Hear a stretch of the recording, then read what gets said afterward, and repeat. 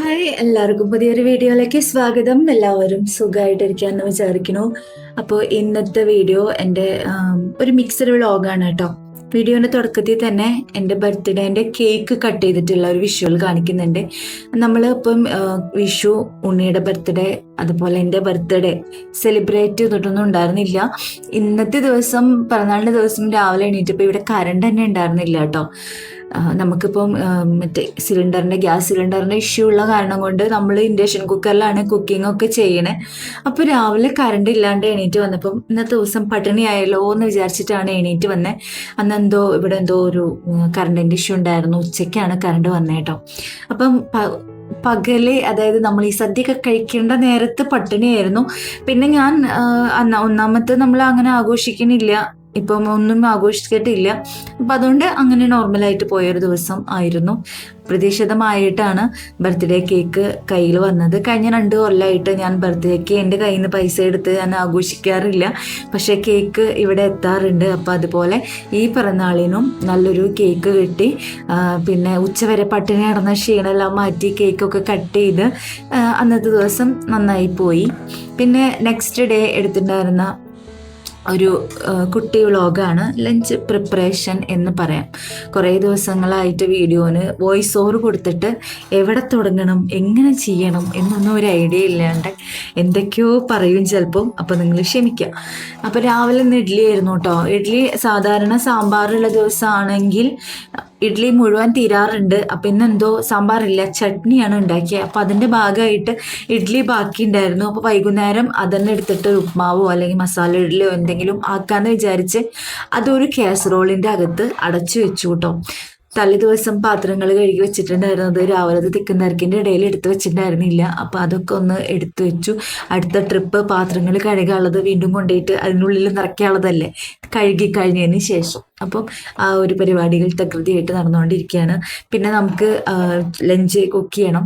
Gas സ്റ്റൗവിൻ്റെ മുകളിൽ ഒന്നും ഇപ്പോൾ പാചകം ചെയ്യാറില്ലെങ്കിലും ഇൻഡക്ഷൻ കുക്കറിലാണ് വെക്കുന്നതെങ്കിലും എന്തെങ്കിലുമൊക്കെ പാത്രങ്ങൾ അങ്ങോട്ടും ഇങ്ങോട്ടും ഇതിൻ്റെ മുകളിലൊക്കെ വന്നിരിക്കും. അപ്പോൾ ഇതിൻ്റെ മുകളിലും എന്തെങ്കിലുമൊക്കെ ഫുഡ് ഐറ്റംസ് ഒക്കെ വീണ് കിടക്കും. അപ്പോൾ അതൊക്കെ ഒന്ന് വേഗം തുടച്ചെടുക്കുകയാണ്. പിന്നെ ഇൻഡക്ഷൻ കുക്കറിൽ കുക്ക് ചെയ്യാനായിട്ട് നല്ല പ്രയാസം കേട്ടോ. എൻ്റെ ഈ അവസ്ഥ നിങ്ങൾക്ക് ആർക്കും ഉണ്ടാവില്ല എന്ന് വിചാരിക്കുന്നു. നമുക്കിവിടെ ഈ ഹോട്ടലിലൊക്കെ യൂസ് ചെയ്യുന്ന ഗ്യാസ് സിലിണ്ടറാണ് നമ്മൾ ഉപയോഗിച്ചിരുന്നത് ആദ്യം തന്നെ. അപ്പോൾ അതുകൊണ്ടാണ് സിലിണ്ടർ കിട്ടാത്തൊരു ഇഷ്യൂ വരണത് കേട്ടോ. പക്ഷെ കുഴപ്പമില്ല, ഇപ്പം ഞാൻ അഡ്ജസ്റ്റ് ചെയ്ത് വന്നു. കാരണം 1 മാസമായിട്ടുണ്ട് ഇപ്പം നമ്മൾ ഇങ്ങനെ കുക്ക് ചെയ്യാൻ പോണു കേട്ടോ. ശരിക്കും പറഞ്ഞു കഴിഞ്ഞാൽ ഞാൻ എൻ്റെ അച്ചുമോനൊക്കെ ജനിക്കണേറ്റ് മുന്നേ തോന്നുന്നുണ്ട് ഈ സംഭവത്തിൽ ഇൻഡക്ഷൻ കുക്കറിലൊക്കെ കുക്ക് ചെയ്തിട്ടുള്ള ഒരു കാലം ഉണ്ടായിരുന്നു. അപ്പം അതിനുശേഷം എത്ര വർഷം കഴിഞ്ഞു അല്ലേ? അതിനുശേഷമാണ് ഇപ്പം കറണ്ട് ബില്ല് വന്നാൽ അറിയാം എന്താണ് അവസ്ഥ എന്നുള്ളത്. അതൊരു ഭയമായിട്ട് ഉള്ളിൽ കിടക്കുന്നുണ്ട്. നോക്കട്ടെ, നമുക്ക് എന്തായാലും പട്ടിണി എടുക്കാൻ പറ്റില്ലല്ലോ. അപ്പോൾ ഉള്ളതുപോലെ കൈകാര്യം ചെയ്യുക. പിന്നെ ഇനിയിപ്പോൾ ആരെങ്കിലും കമൻ്റ് ഇടും അടുപ്പ് യൂസ് ചെയ്തൂടെ എന്ന്. ഇവിടെ അടുപ്പൊക്കെ ഉണ്ട്, പക്ഷെ എനിക്ക് ശ്വാസം മുട്ടും ആസ്മ പ്രോബ്ലം ഉള്ളതുകൊണ്ട് ഞാനിപ്പം കൺട്രോൾ ചെയ്തിട്ട് മെഡിസിൻ ഒന്നും എടുക്കാതെ പോയോണ്ടിരിക്കുകയാണ്. ഇപ്പം എനിക്ക് 1 കൊല്ലമായിട്ട് വലിയ കുഴപ്പമില്ല. അപ്പം ഞാൻ ശ്രദ്ധിക്കുന്നുണ്ട് നന്നായിട്ട്. ഇപ്പോൾ നമ്മൾ പൂച്ചകളുടെ അടുത്തായാലും അല്ലെങ്കിൽ പുക, പൊടി അങ്ങനത്തെ സംഭവങ്ങൾ കൈകാര്യം ചെയ്യുമ്പോഴും വളരെയധികം ശ്രദ്ധിക്കുന്നുണ്ട്. അപ്പം അതുകൊണ്ട് ഇനിയും വീണ്ടും ഹോസ്പിറ്റൽ കേസും കാര്യങ്ങളും വീണ്ടും മരുന്ന് കഴിക്കുക, ഇൻഹേലർ ഉപയോഗിക്കുക. അപ്പോൾ ആ ഒരു കാലത്തിലേക്ക് തിരിച്ചു പോകണ്ടെന്ന് വിചാരിച്ചിട്ടാണ് അടുപ്പ് ഉപയോഗിക്കാത്ത കേട്ടോ. കാരണം അടുപ്പ് ഉപയോഗിക്കുമ്പോൾ എന്തായാലും പുകയും കാര്യങ്ങളൊക്കെ ഉണ്ടാവും. അപ്പോൾ കുറച്ച് കൺട്രോൾഡ് ആയിട്ട് പോവാം എന്ന് കരുതിയിട്ടാണ്. അപ്പം നമ്മൾ കുക്ക് ചെയ്ത് ഇതെല്ലാ ആഴ്ചയൊന്നും ഈ പാത്രങ്ങൾ ഇങ്ങനെ നീക്കിയിട്ട് എല്ലാ ദിവസവും ഈ പാത്രങ്ങൾ ഇങ്ങനെ നീക്കി തുടയ്ക്കാറൊന്നുമില്ല. ആഴ്ചയിൽ ഒരിക്കലും മാത്രമാണ് എല്ലാ കുപ്പിയും പാട്ടകളും എല്ലാം മാറ്റി വെച്ചിട്ട് അവിടെ ഇങ്ങനെ ക്ലീൻ ചെയ്യാട്ടോ. അല്ലെങ്കിൽ നമ്മൾ കുക്ക് ചെയ്യുന്ന ഏരിയയിൽ മാത്രം ഡെയിലി 2 നേരം ഫുഡ് ഉണ്ടാക്കി കഴിഞ്ഞാൽ അവിടെ ക്ലീൻ ചെയ്തിട്ട് പോവും. മറ്റത് എണ്ണക്കുപ്പിയും കാര്യങ്ങളും എല്ലാം ആഴ്ചയിൽ ഒരിക്കലും നന്നായിട്ട് നമ്മൾ കിച്ചൺ കൗണ്ടർ ടോപ്പ് ക്ലീൻ ചെയ്യുമ്പം എല്ലാം നന്നായിട്ടൊന്ന് തുടച്ച് വൃത്തിയാക്കി വെക്കും. അപ്പോൾ കുപ്പികളൊക്കെ കഴിഞ്ഞിട്ടുണ്ട്, നിറച്ച് വെക്കണം. എന്തായാലും ഇന്ന് എനിക്ക് നിറച്ച് വെക്കാൻ മടിയായതുകൊണ്ട് ബാക്കിയെല്ലാം കൂടി തീർന്നിട്ട് ഒരുമിച്ചൊന്ന് കഴുകി ഉണക്കി കുപ്പികളൊക്കെ പിന്നെ ഫില്ല് ചെയ്ത് വെക്കാമെന്ന് വിചാരിച്ച് തൽക്കാലം അതൊന്ന് പുറമേ ഒന്ന് തുടച്ച് വെക്കുകയാണ് ചെയ്തത് കേട്ടോ. അപ്പോൾ ഈ കൂട്ടാൻ ഉണ്ടാക്കുക, ചോറ് വെക്കുക, അപ്പോൾ ഇങ്ങനെയുള്ള കാര്യങ്ങളൊക്കെ എനിക്ക് ഞാൻ എപ്പോഴും 2 നേരവും ഒക്കെ ഫുഡ് ഉണ്ടാക്കിയിരുന്ന ആളാണ്. പക്ഷേ ഇപ്പം ഗ്യാസിൻ്റെ ഇഷ്യൂ ഒക്കെ വന്നതുകൊണ്ട് തന്നെ കൂടുതൽ ഭക്ഷണം ഉണ്ടാക്കിയിട്ട് കൂടുതൽ സമയത്തേക്ക് എടുത്തു വെക്കുക എന്നുള്ള ഒരു രീതിയിലേക്ക് മാറി കേട്ടോ. എന്നെ എപ്പോഴും ഉണ്ടാക്കുന്നത് ബുദ്ധിമുട്ടായതുകൊണ്ട്. പിന്നെ എൻ്റെ നകത്തുമ്പോൾ വീണ്ടും ഞാൻ മൈലാഞ്ചി ഇട്ടു. കുറേ പേര് എൻ്റെ വീഡിയോയിൽ ഇടയ്ക്കിടയ്ക്ക് ചോദിക്കാറുണ്ട് നഖത്തിൽ എന്താ ചെയ്തിരിക്കണേന്ന്. ഞാൻ തന്നെ ഉണ്ടാക്കിയിട്ടുള്ള മൈലാഞ്ചിയാണ്. ഇതിപ്പോൾ ഫസ്റ്റ് കോട്ട് മാത്രം ഇട്ടപ്പോൾ ഈ കളറാണ് വന്നിട്ടുള്ളത് കേട്ടോ. മൈദയും നമ്മൾ ചായപ്പൊടിയുടെ വെള്ളം ഉണ്ടല്ലോ, ചായപ്പൊടി ആവി കയറ്റിയ വെള്ളം, അങ്ങനെയാണ് ഈ മൈലാഞ്ചി ഉണ്ടാക്കുക. അപ്പം അതും കൂടെ കലക്കിയിട്ടുള്ള മിക്സ്ചർ വിരലുമ്മ ഉറങ്ങണ നേരത്ത് രാത്രി നഖത്തുമ്മൽ ഇട്ട് വെക്കും. അപ്പോൾ ഒരു കോട്ട് ഇട്ടപ്പോൾ അത്രയും കളർ വന്നിട്ടുണ്ട് കേട്ടോ. പിന്നെ അത് വീഡിയോ എടുക്കാൻ നിൽക്കാത്തത് എന്താ വെച്ചാൽ മിക്കവാറും ഞാൻ രാത്രിയാണ് 2 മണി 3 മണി നേരത്തൊക്കെയാണ് ഈ മൈലാഞ്ചി ഉണ്ടാക്കുക. 6 മാസം കൂടുമ്പോഴൊക്കെ ഇത് ഉണ്ടാക്കിയാൽ മതി. അപ്പോൾ അത് കുഞ്ഞൊരു പാത്രത്തിലാക്കി വെച്ച് കഴിഞ്ഞാൽ നമുക്കിങ്ങനെ കുറച്ചില്ല, ഞാൻ വേറെ നഖത്തിൽ മാത്രമല്ലേ ഇടുള്ളൂ, കൈനകത്തൊന്നും ഇടാത്തതുകൊണ്ട് ഇത് ഒരുപാട് ലാസ്റ്റ് ചെയ്ത് നിൽക്കാറുണ്ട്. അപ്പോൾ ആ ഉണ്ടാക്കണ നേരത്തെ വീഡിയോ എടുക്കാന്ന് വെച്ചാൽ ഒന്നാമത്തെ പുകപടലത്തിൻ്റെ കളിയായിരിക്കും. അപ്പം ഞാൻ പരമാവധി അതിൻ്റെ അടുത്തുനിന്ന് വിട്ട് നിൽക്കും. ഇതങ്ങോട്ട് വെച്ച് കഴിഞ്ഞാൽ പിന്നെ കുറച്ച് നേരം എന്താ പറയുക, രാത്രി ഒന്നാമത്തെ മെയിനായിട്ട് രാത്രിയാണ്. ജീരകമൊക്കെ ഇട്ടിട്ടാണ് ഉണ്ടാക്കുന്നതുകൊണ്ട് തന്നെ ഒരു സ്മെല്ല് കരിഞ്ഞ മണം വരും. അപ്പോൾ രാത്രിയാണ് ഉണ്ടാക്കുക. എന്നിട്ട് ആവിയൊക്കെ ഉള്ളതുകൊണ്ട് നമ്മൾ കുറച്ചൊന്നും മാറി നിൽക്കും. ഉണ്ടാക്കി കഴിഞ്ഞാൽ സാധനം എടുത്ത് പാത്രമൊക്കെ കഴുകി ഈ സംഭവം ലിക്വിഡ് കുപ്പിയിലാക്കി വെച്ചിട്ട് ജനലൊക്കെ തുറന്നിട്ട് അങ്ങോട്ട് കിടന്ന് ഉറങ്ങുക. അത്ര തന്നെ. വീഡിയോ എടുക്കാനുള്ള ഒരു മൂഡ് ഇതുവരെ വന്നിട്ടില്ല. ഇപ്പം എന്തായാലും ഞാനിത് ഗ്യാസ് തീരണേറ്റ് മുന്നേ ഉണ്ടാക്കി വെച്ചത് കേട്ടോ. അതുകൊണ്ട് ഇത് കുറച്ചധികം ഇരിക്കുന്നുണ്ട്. പിന്നെ നമ്മളിന്ന് കൂട്ടാൻ വയ്ക്കാൻ വേണ്ടി പോകുന്നത് ഒരു നോർമൽ നമ്മൾ വീടുകളിലൊക്കെ ഉണ്ടാക്കുന്ന വെണ്ടക്കായ കൂട്ടാനാണ്. വെണ്ടക്കായും തക്കാളിയും ചേർത്തിട്ടുള്ള കൂട്ടാനാണ്. വേറെ ഒന്നും വെക്കാനില്ല കേട്ടോ. ഇപ്പം അധികം പരീക്ഷണങ്ങൾക്കൊന്നും നിൽക്കാറില്ല. എളുപ്പത്തിൽ എന്തെങ്കിലും വെക്കാൻ പറ്റുകയാണെങ്കിൽ അത് വെച്ചിട്ട് അങ്ങോട്ട് കഴിക്കുക, അതാണ് പരിപാടി. ഇപ്പം ഇത് ഭയങ്കര സിമ്പിളായിട്ടുള്ളൊരു കൂട്ടാനല്ലേ, അപ്പം അതന്നെ വെക്കാമെന്ന് വിചാരിച്ചു. പിന്നെ പുളി ഒഴിച്ചിട്ടുള്ള കൂട്ടാനായതുകൊണ്ട് ഉണ്ണിക്കൊക്കെ നല്ല ഇഷ്ടം കേട്ടോ. ഇവിടെ കൂട്ടാൻ്റെ ആളെന്ന് പറയുന്നത് ഉണ്ണിയാണ്. അച്ചുവിന് പിന്നെ അങ്ങനെ കൂട്ടാനൊന്നും നിർബന്ധമില്ല, എന്തെങ്കിലും കിട്ടിയാൽ മതി. പിന്നെ നിർബന്ധമേ ഇല്ല, ഒരു സാധനവും കഴിക്കില്ല, അതാണ് മെയിനായിട്ടുള്ള കാര്യം. ഉണ്ണി പിന്നെ എന്തുണ്ടാക്കി കൊടുത്താലും കഴിച്ചോളൂ കേട്ടോ. അവന് ഫുഡ് നമ്മൾ എന്തുണ്ടാക്കി കൊടുത്താലും നല്ല അഭിപ്രായം പറയുകയും ചെയ്യും, നന്നായി കഴിക്കുകയും ചെയ്യും. അപ്പോൾ എനിക്കൊരു സന്തോഷമാണ്. അപ്പം ഒരു 5-6 വെണ്ടക്കായ അരിഞ്ഞ് കട്ട് ചെയ്ത് വെച്ചിട്ടുണ്ടായിരുന്നു. പിന്നെ അതിലേക്ക് വേണ്ടിയിട്ട് ഒരു തക്കാളി, ഒരു കുഞ്ഞി തക്കാളിയും കൂടി എടുത്ത് ഒന്ന് കട്ട് ചെയ്ത് വെക്കുന്നുണ്ട്. പുളിക്ക് വേണ്ടിയിട്ട് വാളംപുളി വെള്ളം ഒഴിക്കണത് കൊണ്ട് തന്നെ തക്കാളി ഇടേണ്ട ആവശ്യമില്ല. എന്നാലും കറിയിലൊരു ഭംഗിക്ക് കിടന്നോട്ടെ എന്ന് വിചാരിച്ചിട്ടാണ്. പിന്നെ വറവിടാൻ വേണ്ടിയിട്ട് ഒരു 4-5 ചെറിയ ഉള്ളിയും കൂടി എടുത്ത് അതും കൂടെ ഒന്ന് അരിഞ്ഞു വെക്കുകയാണ്. ഗ്യാസിൻ്റെ മുകളിൽ ഫുഡ് ഉണ്ടാക്കുന്ന സമയത്ത് ഞാൻ ഒന്ന് അടുപ്പത്ത് വെച്ചതിന് ശേഷം അതിൻ്റെ ഇടയിൽ കൂടെ ആയിരിക്കും കാര്യങ്ങൾ ചെയ്യുക. പക്ഷേ ഇപ്പം എന്താ പരിപാടി എന്ന് വെച്ചാൽ ഇതിപ്പോൾ എല്ലാം കാര്യങ്ങളും റെഡിയാക്കി വെച്ചതിന് ശേഷമാണ് ഞാൻ ഇൻഡക്ഷൻ കുക്കറിൽ കുക്ക് ചെയ്യാനായിട്ട് നിൽക്കുക. കാരണം തടസ്സം വരരുതെന്ന് കരുതിയിട്ട്. അപ്പം എല്ലാം റെഡിയാക്കി അതിൻ്റെ മുന്നിൽ വെച്ചിട്ടുണ്ടാവും. നമ്മൾ ഈ കുക്കറി ഷോയിലൊക്കെ കാണുന്ന പോലെ അങ്ങോട്ട് എടുത്ത് ഒഴിച്ചാൽ മതി. അല്ലെങ്കിൽ മറ്റത് ഞാൻ ഇതിൻ്റെ ഇടയിൽ അടുപ്പത്ത് എന്തെങ്കിലും വെച്ച് വേറെ എന്തെങ്കിലും പണിക്ക് പോകും, എന്നിട്ട് അത് കഴിയുമ്പോഴേക്ക് ഓടി വന്നിട്ട് ഇത് ഇവിടെ നോക്കും, ഇങ്ങനെയൊക്കെയായിരുന്നു. ഇപ്പം അങ്ങനെയല്ല കേട്ടോ. ഇപ്പം കുക്ക് ചെയ്യണമെങ്കിൽ ആ സമയത്ത് അടുക്കളയിൽ തന്നെ, അത് കഴിയണ വരെ വേറെ ഒരു പരിപാടിയില്ല. അപ്പോൾ വറവിടാനുള്ള ഉള്ളി കഴിക്കുന്നതിന് ശേഷം തേങ്ങ ചിരക്കി എടുക്കണമല്ലോ. അപ്പോൾ തേങ്ങ നോക്കിയപ്പോൾ പൊളിച്ച തേങ്ങയൊന്നും ഉണ്ടായിരുന്നില്ല. അപ്പോൾ ഒരു വലിയൊരു തേങ്ങ നമ്മൾ വാങ്ങിയതാണ് കേട്ടോ, അതിരിക്കുന്നുണ്ട്. അപ്പോൾ അത് ഉടയ്ക്കാൻ തന്നെ നല്ല പണി പെട്ടു. അത് ഉടച്ചപ്പോൾ അതിനകത്ത് നിറയെ തേങ്ങാവെള്ളം. എനിക്ക് തേങ്ങാവെള്ളം എന്ന് വെച്ചാൽ ഭയങ്കര ഇഷ്ടമാണ്. ഞാൻ ആർക്കും കൊടുക്കില്ല കേട്ടോ. കുട്ടികൾ ഉണ്ണി അച്ചുമൊക്കെ കുഞ്ഞു കുട്ടിയായിരിക്കുമ്പോൾ ഗ്ലാസ്സൊക്കെ പിടിച്ച് വരാറുണ്ട്. ഇപ്പം പിന്നെ അവർ അടുക്കളയുടെ പരിസര വട്ടത്തൊന്നും ഇപ്പം തിരിഞ്ഞു നോക്കാറില്ല, ഭക്ഷണം ആവണം നേരത്തെ വരിക എന്നല്ലാണ്ട്. അപ്പം അതുകൊണ്ട് തേങ്ങാവെള്ളം ഞാൻ തന്നെ കുടിച്ചു കേട്ടോ. അത് കഴിഞ്ഞ് തേങ്ങയുടെ മുകളിലുണ്ടായിരുന്ന ചകിരിയൊക്കെ ഒന്ന് കളഞ്ഞിട്ട്, അത് ഈ ഫുള്ള് തേങ്ങയുടെ ആവശ്യമില്ല, ഞാൻ പറഞ്ഞില്ലേ വലിയ തേങ്ങയാണ്. അപ്പോൾ നമുക്ക് കറി കുറച്ച് മതിയല്ലോ, അതുകൊണ്ട് കുറച്ച് തേങ്ങ മാത്രം ഒന്ന് ചിരകിയെടുത്തു.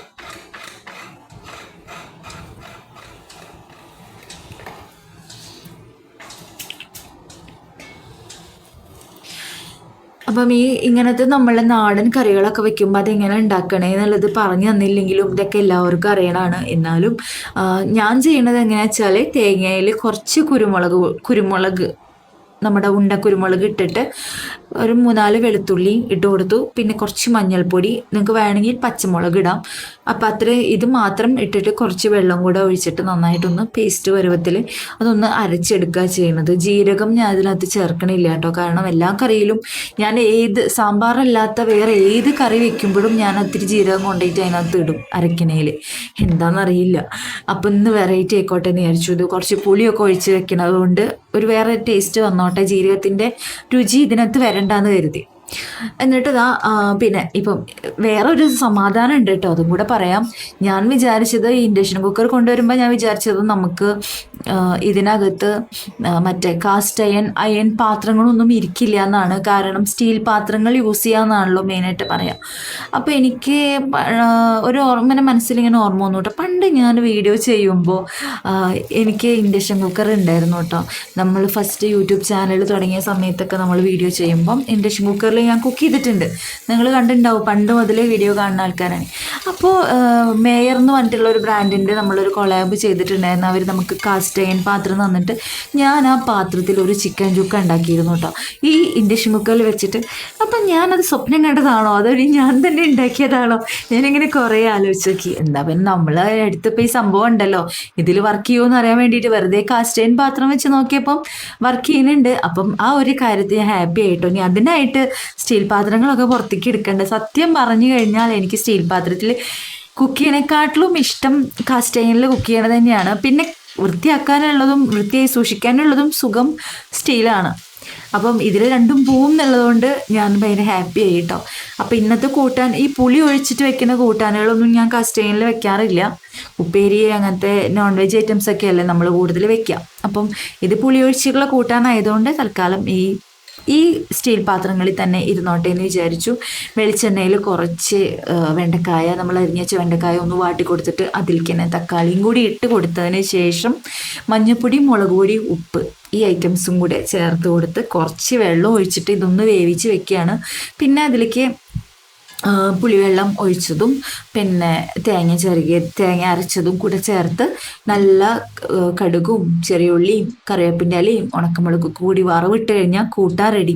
ഒരുപാട് നേരമൊന്നും വേണ്ട കേട്ടോ. എനിക്ക് ഈ കുക്ക് ചെയ്യുമ്പോഴത്തെ ഏറ്റവും പേടിയുള്ള കാര്യം എന്താ വെച്ചാൽ ഇത് ഉണ്ടാക്കണ നേരത്തെ കറണ്ട് പോകുന്നുള്ളതാണ്. ഇപ്പം അറിയാലോ, അപ്രതീക്ഷിതമായിട്ട് ഇടയ്ക്ക് കറണ്ട് പോകുന്നുണ്ട്.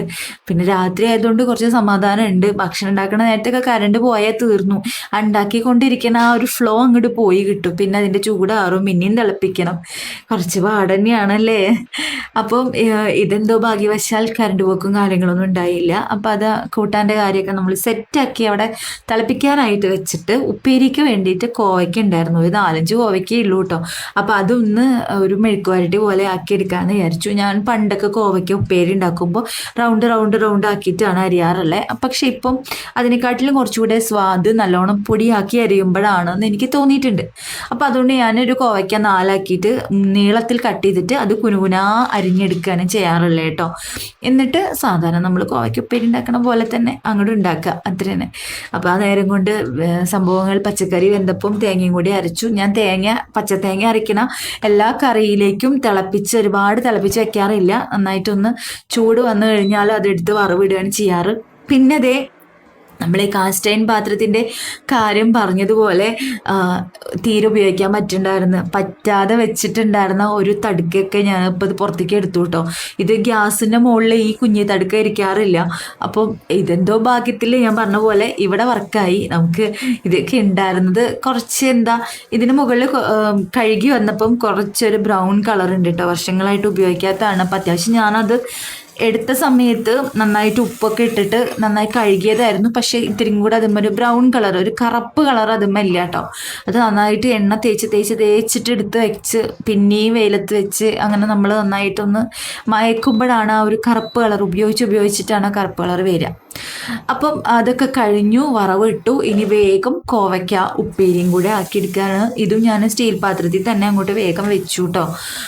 സ്റ്റീലിൻ്റെ ഫ്രൈ പാനിൻ്റെ അകത്ത് തന്നെ വേഗം വെച്ചു. വെളിച്ചെണ്ണയിൽ കുറച്ച് സബോള അരിഞ്ഞതും പിന്നെ ഉപ്പും കൂടിയിട്ടിട്ട് അതിലേക്ക് കോവയ്ക്ക അരിഞ്ഞത് ചേർത്ത് കൊടുക്കുകയാണ്. പിന്നെ ചില്ലി ഫ്ലാക്സ് ഇട്ട് കൊടുക്കുന്നുണ്ട്. ഈ ഉപ്പേരിനകത്ത് ഞാൻ കടുക് പൊട്ടിക്കാൻ മറന്നുപോയി കേട്ടോ. ഞാൻ ഏത് മെഴുക്ക് വരട്ടി ആയാലും എന്തായാലും കടുക് പൊട്ടിക്കാറുണ്ട്. ഇതെല്ലാം കഴിഞ്ഞ് കഴിഞ്ഞ് വീഡിയോ എഡിറ്റ് ചെയ്യണ നേരത്തെ ഇതിൽ കടുക് എവിടെ, കടുകില്ലാതെ ഒരു വെറൈറ്റി ഉപ്പേരി ആയി പോയല്ലോ എന്ന് ഓർത്തെ. ചില നേരത്തെ അബദ്ധങ്ങൾ പറ്റും, പക്ഷെ അതുകൊണ്ട് ടേസ്റ്റിന് വ്യത്യാസമൊന്നും ഉണ്ടായിരുന്നില്ല.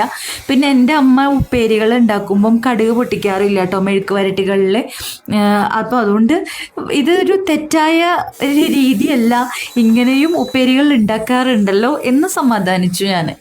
അപ്പം കുറച്ച് പൊട്ടറ്റോ മസാല വരട്ടിയിട്ട് വെറുതെ ഉപ്പും മഞ്ഞൾപ്പൊടിയും മുളക് പൊടിയും കുറച്ച് ഗരം മസാലയും കൂടി ചേർത്തിട്ട് ഒന്ന് മസാല വരട്ടി വെച്ചിട്ടുണ്ടായിരുന്നു, കുട്ടികൾക്ക് സ്കൂളിലൊക്കെ കൊടുത്തയക്കാൻ വേണ്ടി നമ്മൾ ഉണ്ടാക്കിയില്ലേ.